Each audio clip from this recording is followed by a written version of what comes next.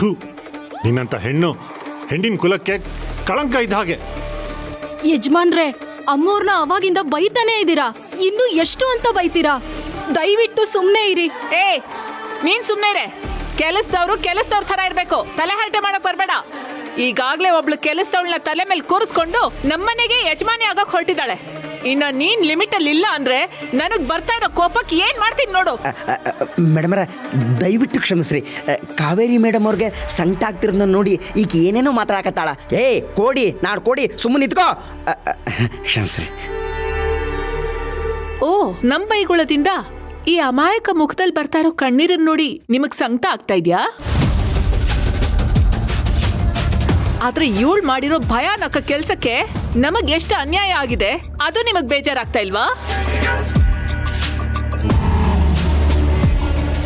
ನಮ್ಮ ಮಾತಿನ ಬಾಣಕ್ ಬಲಿ ಆಗ್ತಾ ಇರೋ ಹಂದಿ ಅಲ್ಲ ಇವಳು, ನಮ್ಮನ್ನೇ ಬಲಿ ತಗೊಳಕ್ ಹೊರಟಿರೋ ಮುಳ್ ಹಂದಿ. ಹಂಗಲ್ಲ ಅಮ್ಮೋರೆ, ನೀವು ನನ್ನ ಪರವಾಗಿ ಮಾತಾಡಿ ಬಯಸ್ಕೊಳ್ಳೋದಿಕ್ಕೆ ಹೋಗ್ಬೇಡಿ.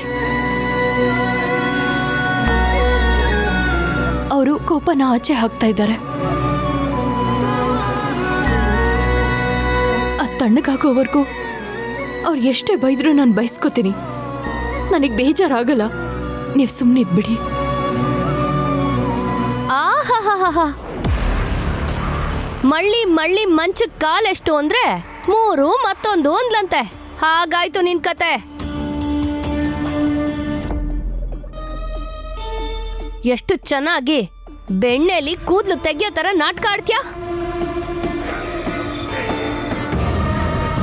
ಆಗ್ಲಿಂದ ನಾವೆಲ್ಲರೂ ನಿನ್ನ ಎಷ್ಟು ಬೈತಾ ಇದ್ರು ಮಾತಾಡ್ಲಿಲ್ಲ.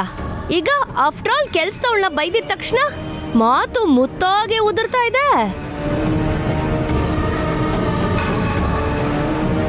ಇವಾಗ ಗೊತ್ತಾಗ್ತಾ ಇದೆ ನೀನು ಜನರನ್ನ ಹೇಗೆ ಮರಳು ಮಾಡ್ತೀಯಾ ಅಂತ. ಈ ರೀತಿ ನಿನ್ನ ಯಾವುದೋ ಕಲರ್ಫುಲ್ ನಾಟಕಕ್ಕೆ ಕನ್ಫ್ಯೂಸ್ ಆಗಿ ನಮ್ಮ ಮಾವ ಬಲಿಯಾಗಿದ್ದಾರೆ. ಈಗ ನಮ್ಮನ್ನ ಬಲಿ ಮಾಡೋದಕ್ಕೆ ಮತ್ತೊಂದು ನಾಟಕ ಶುರು ಮಾಡ್ಕೊಂಡಿದ್ಯಾ? ನಾವೇನೋ ಅಷ್ಟೊಂದು ಮೂರ್ಖರಲ್ಲ. ನನ್ ತಮ್ಮಂಗೆ ಏನಾದ್ರೂ ಹೆಚ್ಚು ಕಡಿಮೆ ಆಯ್ತು ಅಂದ್ರೆ ನಾನ್ ನಿನ್ನ ಸುಮ್ನೆ ಬಿಡಲ್ಲ. ಇಲ್ಲಿ ತನಕ ನನ್ನ ಒಳ್ಳೆ ಮುಖ ನೋಡಿದ್ಯಾ, ಇನ್ ಮುಂದೆ ನನ್ನ ಕೆಟ್ಟ ಮುಖ ನೋಡ್ಬೇಕಾಗತ್ತೆ. ನೀನ್ ನೋಡಿರೋ ಒಳ್ಳೆ ಮುಖ ನಮ್ ಕಂಪನಿಯಲ್ಲಿ ನಿನ್ಗೆ ಕೆಲ್ಸ ಕೊಡೋದಕ್ಕೆ ಕಾರಣ ಆಯ್ತು. ನೀನು ನೋಡದೆ ಇರೋ ಕೆಟ್ಟ ಮುಖ ನಿನ್ನ ಕೊಂದು ಸಮಾಧಿ ಮಾಡೋಕ್ಕೂ ಹಿಂದೆ ಮುಂದೆ ಯೋಚನೆ ಮಾಡಲ್ಲ.